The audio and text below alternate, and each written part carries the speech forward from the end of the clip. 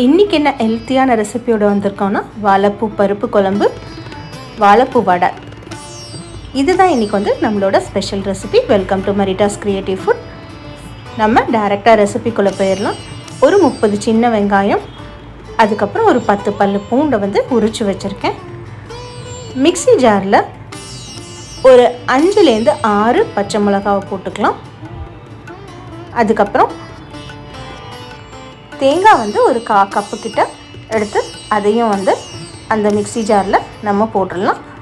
தேங்காய் வந்து நான் துண்டு துண்டாக நறுக்கியிருக்கேன். ஏன்னா வந்து உங்களுக்கு இது நரன்னு வரக்கூடாதுன்றதுக்காக, நல்லா அரையணுன்றதுக்காக சின்ன சின்னதாக நறுக்கி அதை போட்டிருக்கேன்.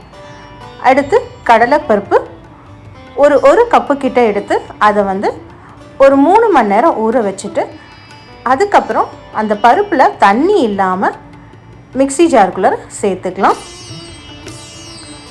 இதுலேருந்து என்ன பண்ணலான்னா, கொஞ்சம் பருப்பை வந்து எடுத்து வச்சுக்குவோம். இதையே வந்து நம்ம குறந்தான் அரைக்க போகிறோம். இதுக்கு மேலே அந்த பருப்பு போட்டால் நல்லாயிருக்கும். அதனால் கொஞ்சம் பருப்பை மட்டும் தனியாக எடுத்துக்கலாம். அதாவது ஒரு 2 டேபிள் ஸ்பூன் அளவுக்கு பருப்பை வந்து தனியாக எடுத்துக்கோங்க. உப்பு தேவையான அளவு, மிளகு வந்து ஒரு டேபிள் ஸ்பூன் போட்டால் போதும். அதுக்கப்புறம் பட்டை சின்ன துண்டு, இஞ்சி வந்து ஒரு சின்ன துண்டு, இது எல்லாம் போட்டுட்டு ஒரு அரைச்சிட்டு கொஞ்சம் குறப்பாக அரைங்க. வாழைப்பூ எடுத்துட்டு அதையும் வந்து புளிஞ்சு தண்ணி இல்லாமல் இதோட சேர்த்து போட போகிறோம்.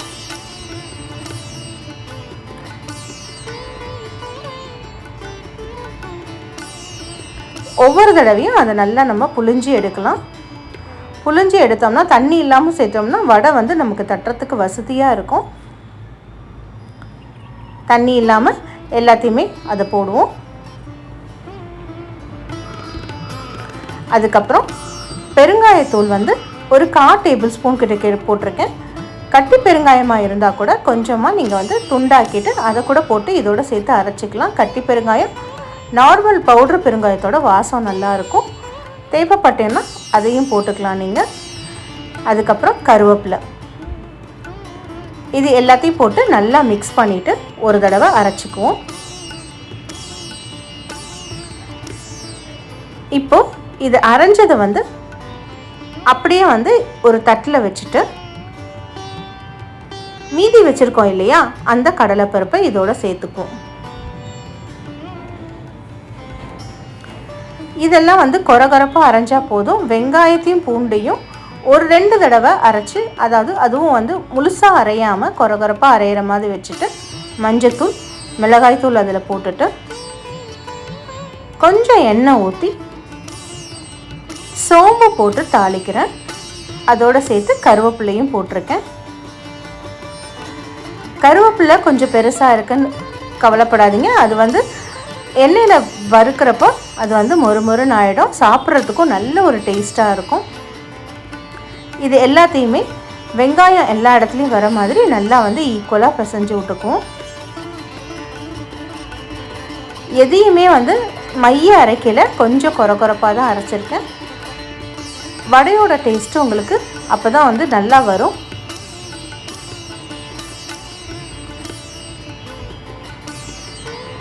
இதுக்கப்புறம் வடை பிடிக்க வேண்டியதுதான். நல்ல உருண்டையை டைட்டாக பிடிச்சோம்னா தான் உங்களுக்கு கரெக்டான அந்த ஒரு உடையாமல் வடை வரும். நம்ம இந்த மாதிரி பதத்துக்கு வடை வந்து கரெக்டாக வந்து அந்த பதம் வர மாதிரி வச்சுக்கணும். ரொம்ப தண்ணி விட்டோம்னா வடை வந்து வராது. ஒருவேளை நீங்கள் நிறையா தண்ணி விட்டுட்டீங்க அப்படின்னா கொஞ்சம் கடலை மாவு இல்லை வந்து மைதா மாவு கலந்து உங்களுக்கு வந்து வடையை பிடிச்சிக்கலாம். ஆனால் டேஸ்ட்டு கொஞ்சம் உங்களுக்கு டிஃப்ரெண்ட்டாக வரும். அதனால் வந்து அரைக்கிறப்ப தண்ணி இல்லாமல் அரைச்சிக்கோங்க. எல்லாமே அரைகுறையாக தான் அரைஞ்சிருக்கு. ஆனால் வடை வந்து சுடுறப்போ உங்களுக்கு டேஸ்ட்டாக, சாப்பிட்றப்ப டேஸ்ட்டாக வரும். வெயிட் பண்ணி பாருங்கள். வடை எல்லாமே ஒன்று ஒன்றா தட்டியாச்சு. அதுக்கப்புறம் எண்ணெயை காய வச்சு நம்ம ஒவ்வொரு வடையாக போடலாம். இந்த மாதிரி பபிள்ஸ் வந்து எண்ணெய் போட்ட உடனே நான் வந்து வடை வந்து வேகிற வரைக்கும் இந்த மாதிரி நிறைய பபிள்ஸ் வரும். எப்போ வந்து அந்த பபிள்ஸ் குறையுதோ அப்போ வந்து வடை வந்து நல்லா வெந்துருச்சுன்னு அர்த்தம். எண்ணெயை வடிகட்டிட்டு கொஞ்சம் வடையை எடுத்து வச்சுக்கோங்க. ஸ்லோ குக் பண்ணிங்கன்னா வடை வந்து உள்ளார நல்லாவே வேகும். இது சீக்கிரம் வெந்துடும். அதனால் உங்களுக்கு வந்து கொஞ்சம் வந்து மீடியம் ஃப்ளேமில் கூட வச்சு வடையை சுட்டுடலாம். ரொம்ப ப்ரௌனாக விடாமல் கரெக்டான அந்த பதத்தில் பார்த்துட்டு எடுங்க.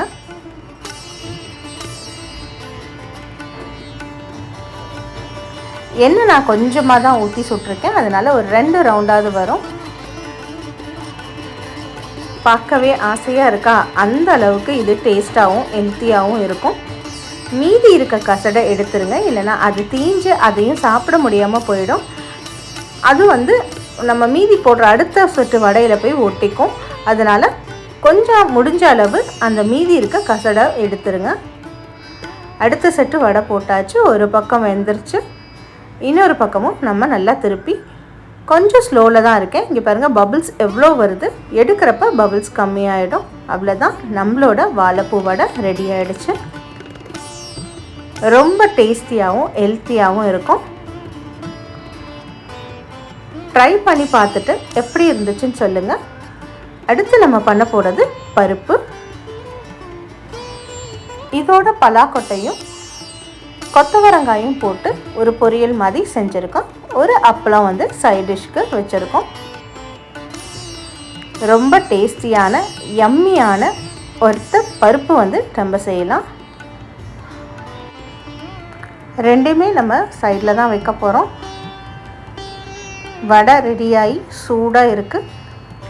அதே நேரம் நம்ம பருப்பும் ரொம்ப ஈஸியாக வந்து குக்கர்லேயே வச்சிடலாம். வாழைப்பூ கொஞ்சம் எடுத்துக்குவோம். வடைக்கு போக மீதி இருக்க வாழைப்பூ, ஒரு வாழைப்பூ மட்டும்தான் யூஸ் பண்ணியிருக்கேன். பூ போல் துவரம் பருப்பு வேக வச்சுட்டு வெங்காயம், தக்காளி, ஜீரகம், அதுக்கப்புறம் வாழைப்பூ இதெல்லாம் போட்டு அந்த பருப்பில் வந்து நம்ம நல்லா வேக வச்சுருவோம்.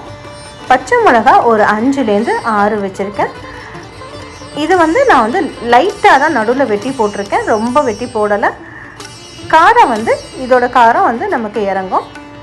சாம்பார் பொடி தேவைப்பட்டால் போட்டுக்கோங்க. பச்சை மிளகாய் சாம்பாரில் நம்ம சாம்பார் பொடி போட மாட்டோம். பருப்பு வெந்து அந்த வாழைப்பூ வந்து அதோடு சேர்ந்து வேக வச்சதுக்கப்புறம் இதில் கடுகு, வெந்தயம், காய்ந்த மிளகாய், சீரகம் போட்டு நல்லா தாளித்து எடுத்துட்டோம்னா நம்மளோட பருப்பு ரெடி ஆகிடும். பச்சை மிளகாய் காரத்தோட பச்சை மிளகாய் சாம்பாரும் ரெடி ஆகிடுச்சு. இது வாழைப்பூ பருப்பு குழம்பு, அதுக்கப்புறம் வாழைப்பூ வடை, கொத்தவரங்காயும் பலாக்கொட்டையும் போட்ட ஒரு பொரியல், அப்பளம் 1. இந்த மாதிரி வச்சு உங்களோட லஞ்சை சாப்பிட்டு பாருங்கள். நிஜமாகவே ஹெல்த்தியாகவும் சூப்பராகவும் திருப்தியாகவும் இருக்கும். அடுத்த வீடியோவில் நம்ம பார்க்கலாம். லைக் பண்ணுங்கள், ஷேர் பண்ணுங்கள், கமெண்ட் பண்ணுங்கள். அது வரைக்கும் தேங்க்ஸ் ஃபார் வாட்சிங். நெக்ஸ்ட் வீடியோவில் நம்ம பார்க்கலாம்.